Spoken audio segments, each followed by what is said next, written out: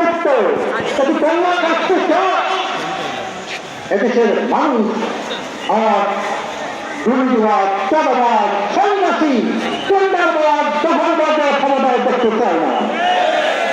এই জন্য আল্লাহ রসুল রহমত মহিমানকে আজকে সকল ইসলামী দল এখানে একত্রিত হয়েছে এবং রাজস্থানের অনেক দল এখানে একত্রিত হয়েছে। আজকে যে দাবি তিনটা দাবি মৌলিক দাবি কোথাও উত্থাপন করা হয়েছে, এক নম্বর হলো সংস্কার, 2 নম্বর হলো বিচার, 3 নম্বর হলো সংখ্যালঘু নির্বাচন বা পিয়ার পদ্ধতি নির্বাচন। তিনটাই দেশের বড় দাবিতে আজকে পরিণত হয়েছে। সংস্কার ছাড়া দেশটা কোনো ভালো হবে না,